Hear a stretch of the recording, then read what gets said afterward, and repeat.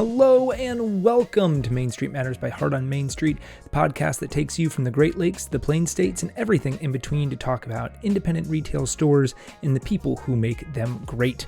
I am your host, Patrick Kaiser. Before we get into today's main event, I have a couple quick notes. We have several great webinars coming up in the next 5 weeks.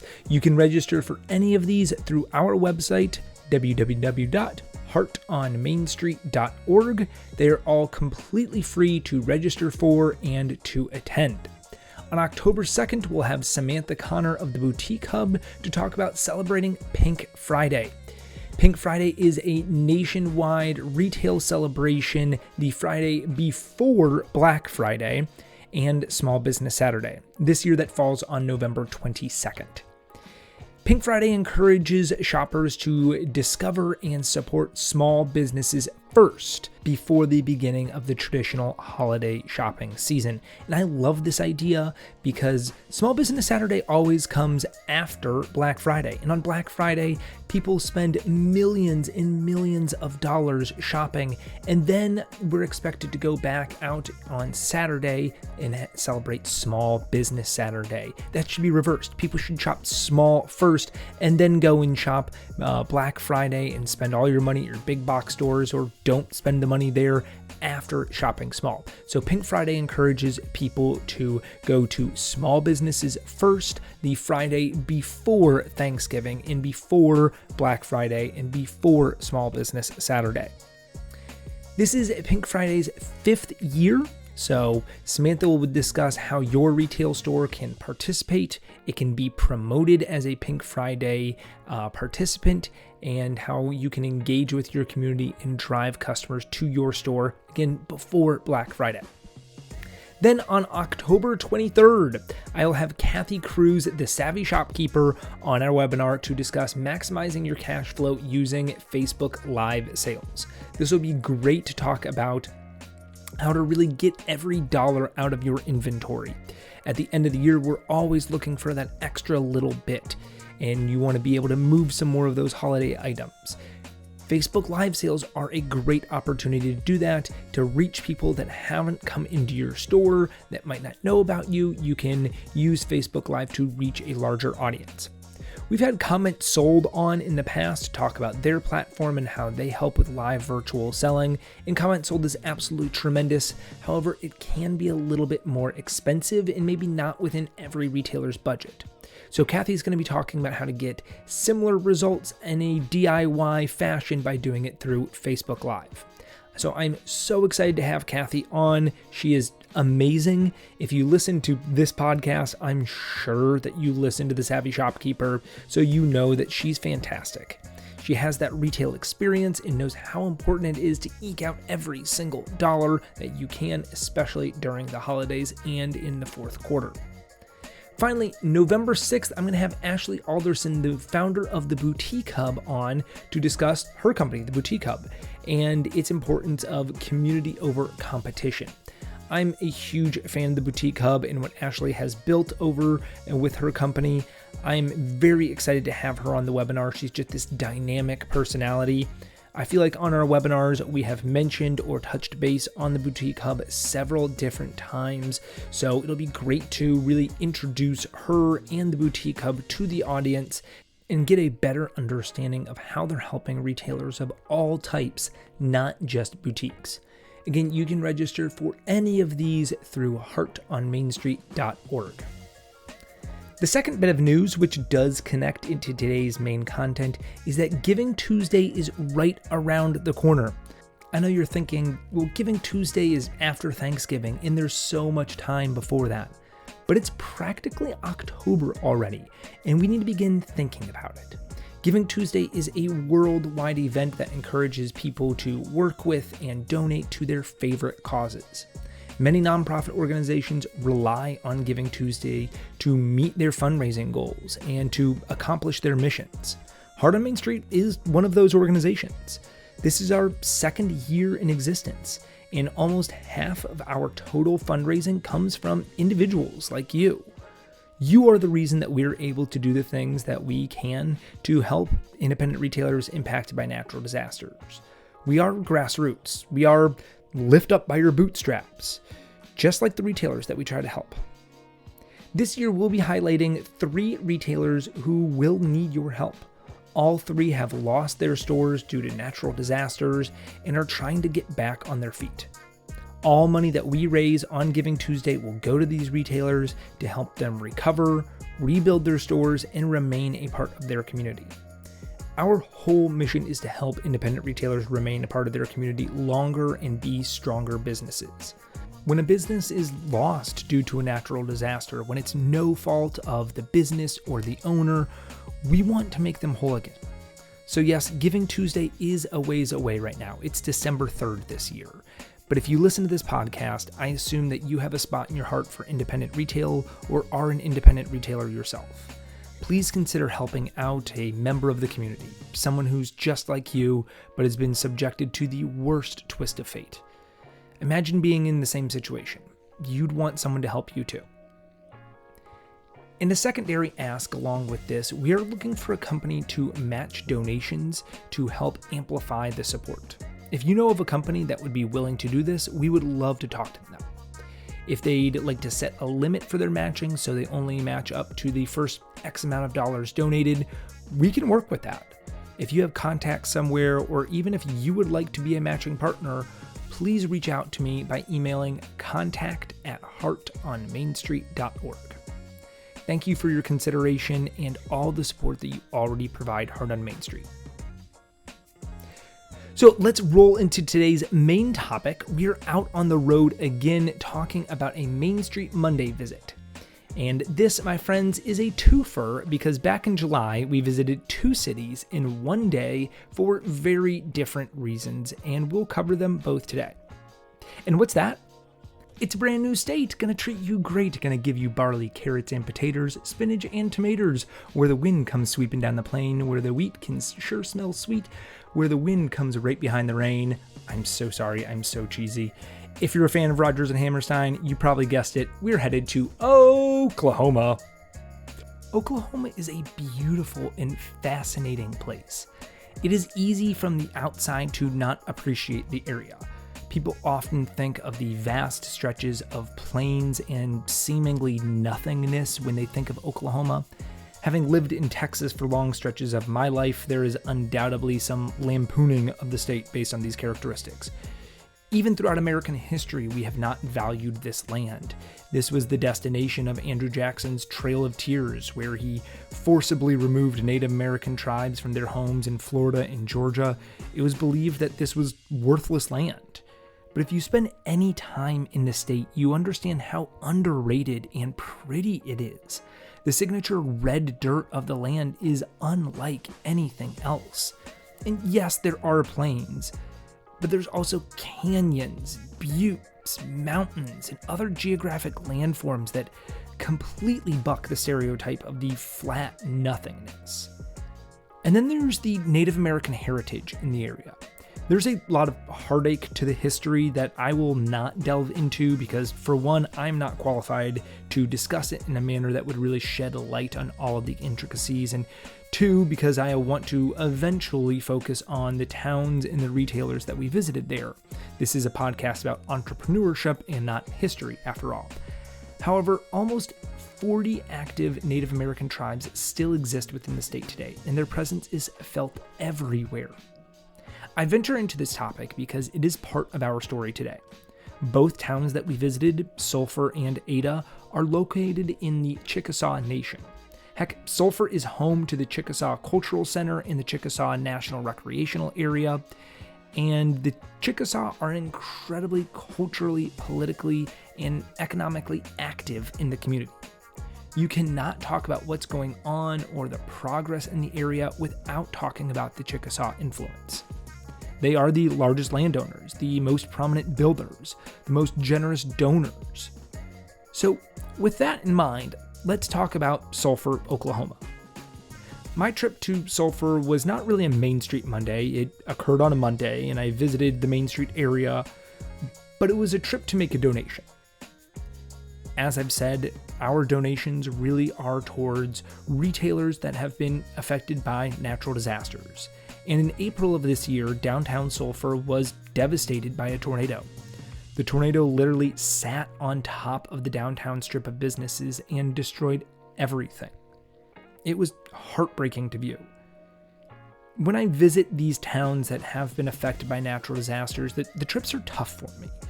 Because while I'm there to do good and help a business recover, I am always seeing the destruction of people's businesses and their livelihoods. And I understand that my saying that it's hard for me as someone who gets to leave the area seems shallow, but going into an area that has been so much destruction is not a fun trip. It's heartbreaking. I spend a lot of time in perfectly intact towns, but in the back of my mind, I think about these other downtowns that have been torn apart and that they looked just like this too before they did it. Downtown Sulphur was beautiful, and you can tell this from the bones that remained. It was a historic downtown. There were buildings in the downtown area that were older than the whole state of Oklahoma, which is a fun aspect of some historic downtowns they don't really talk about enough. You often think of statehood coinciding with the development of residency within the area, but many territories have to have a significant population before being admitted as states. So you do have things like this, where anything built before 1907 is older than the state of Oklahoma, and much of downtown Sulphur was built before then, built in the 1860s and 1870s and 1880s.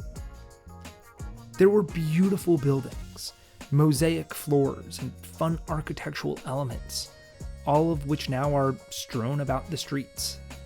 Downtown Sulphur was so historic that it was listed on the National Register of Historic Places until the tornado, which is another kick in the pants that I didn't really expect. With the destruction of the historic downtown, the recognition of it being a historic place was removed. One thing I heard in Sulphur, and have heard essentially everywhere that I've gone following a natural disaster, is that the residents didn't think it would happen in their town. Whether it was because they were protected by a lake or a river or hills or whatever the reason, there is often this impression that it won't happen in our town because we're protected by something. After hearing this too many times, I have to say this is dangerous thinking built upon folklore and wishes. While there might be some credence to the idea that the hills block some wind, or that a piece of land will cause waves to break before reaching you, if the storm is strong enough, the wind doesn't care about your hills, your river, or your lake. It doesn't matter that you've never had something like this before. If the storm is powerful enough, no obstacle stands in its way to change its direction. No one is immune. We are living in a time of incredible weather changes and different things going on that humans have never seen before. So just because in the 150 years that the town has been there, they have never seen something like this, doesn't mean it can't happen. While in Sulphur, I heard heart-wrenching stories, like one about an immigrant man who came to Sulphur, started working there, worked hard enough to start his own business, built that business into a success, so successful that he was able to buy the bank within town. It's a true American story of hard work and perseverance, this classic American story. He built something for himself and for his family in the town of Sulphur. A few months after buying that bank, the tornado destroyed it. It was gut-wrenching to hear that. You root for these people. You want to see the success. You want them to have that success and sustained success. And then something completely out of their hands causes it all to go away. Christy Morris, the owner of the Mix Mercantile to whom we made our donation, told me about how she helplessly watched the security camera footage on her phone as the tornado arrived. She began to get notifications of movement and turned it on to see windows breaking. She saw displays and fixtures that she had been working on just hours before topple over.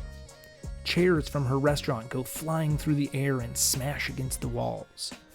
Products being picked up and tossed all around.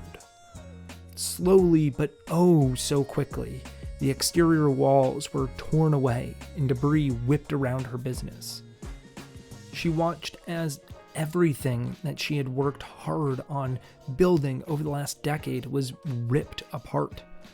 She kept watching until her camera eventually gave out, and then she was left to sit and wait and anticipate the worst. What would the store look like? Would there be anything left in the morning? How long will it take to open the store again?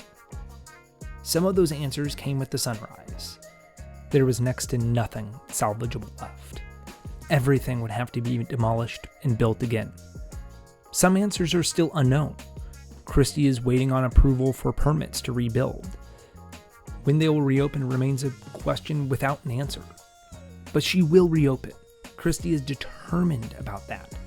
In fact, she had new plans within weeks of what the new store and restaurant would look like, where seating would be, where the retail space would go.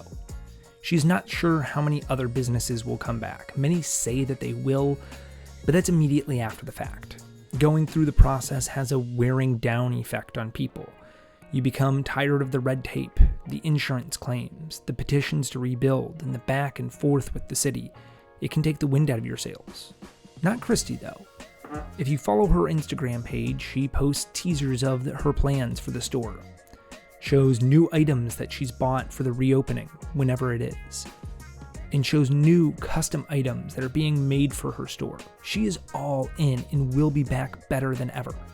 She knows how important it is for the town to have some semblance of consistency again.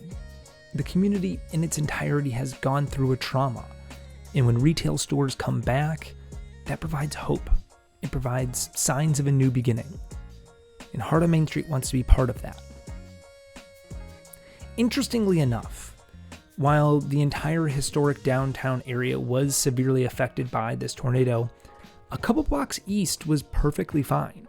On this end of town is located the Chickasaw's brand new luxury hotel, the Artesian.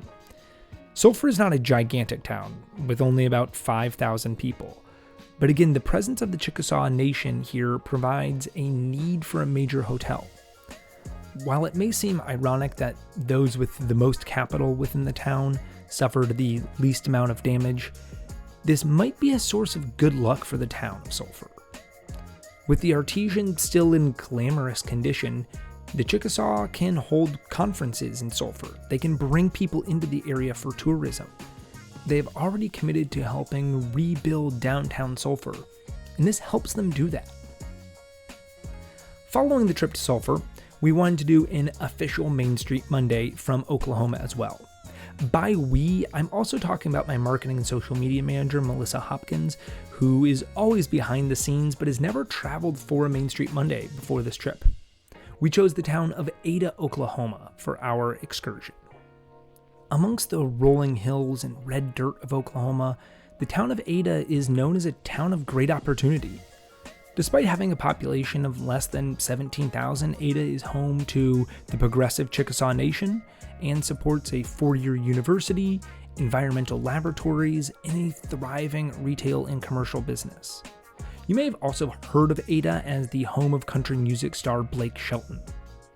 Over the last several years, there has been a great focus on renovating the downtown area of Ada by adding new sidewalks and refurbishing facades of the historic buildings. This has reinvigorated the downtown and made Ada a great shopping destination.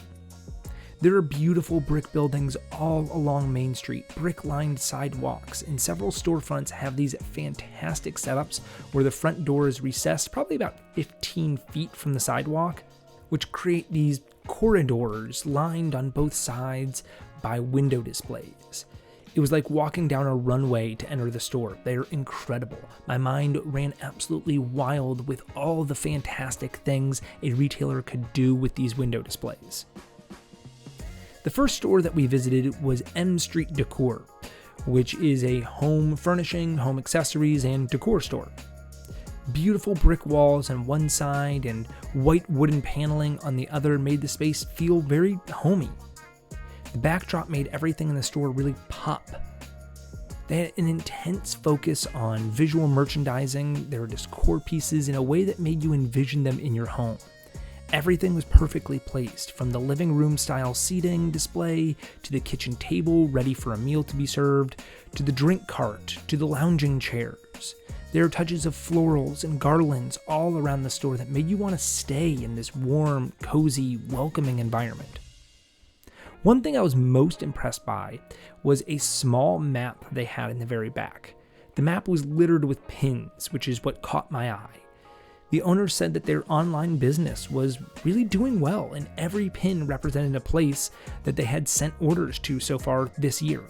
Almost every state had a pin in it, and many were covered in them. She said that the team loved placing in the pins, especially in new states, and that it really motivates them to do more and build their online shop.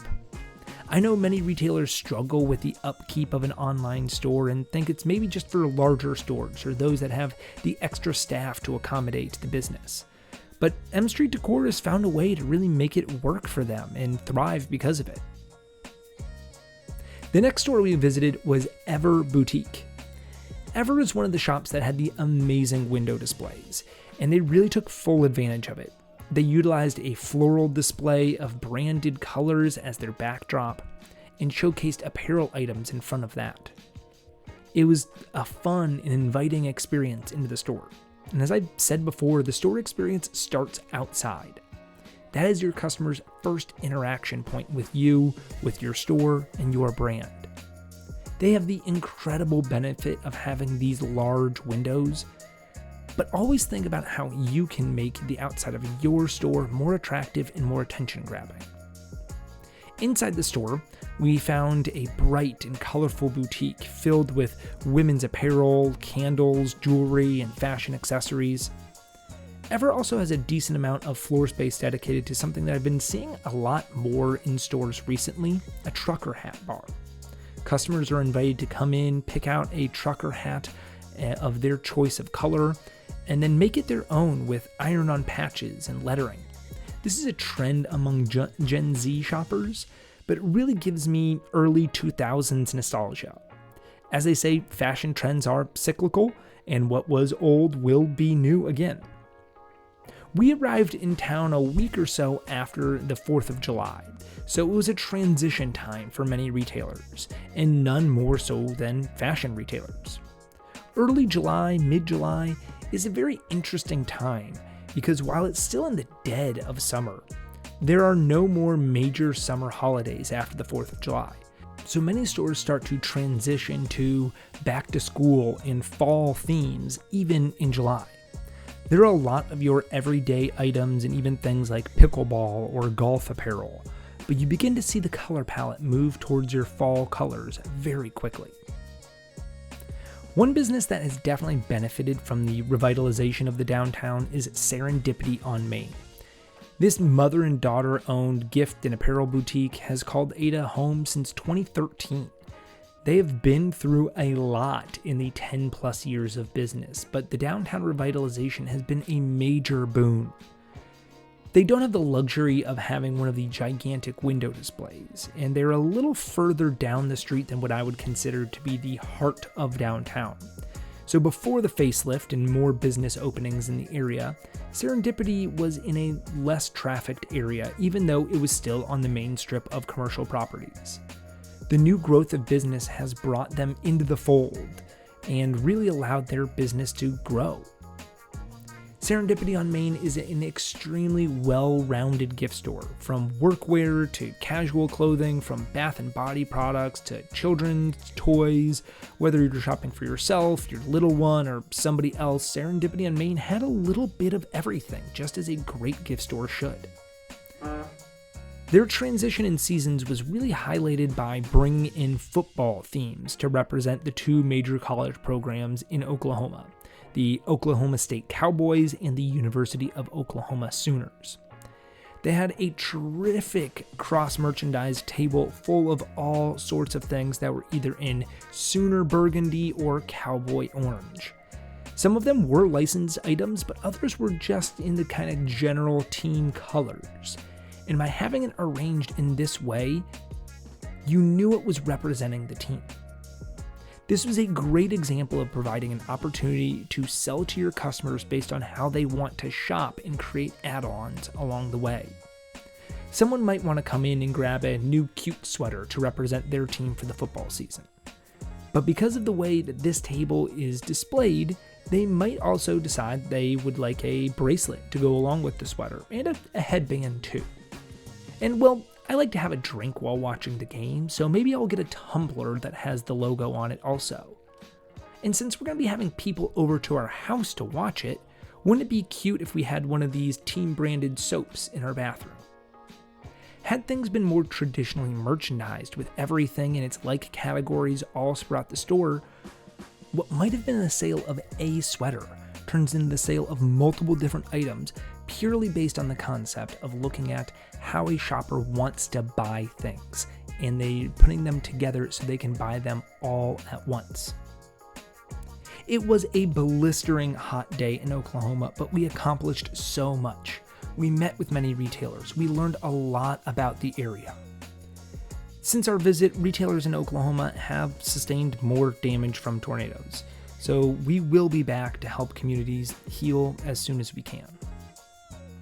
I hope you enjoyed this episode as much as I enjoyed bringing it to you. Stay safe, shop small, and I'll see you all next week. This episode was written, produced, researched, and edited by me, Patrick Kaiser. For more information about Heart on Main Street, you can check out our website, heartonmainstreet.org.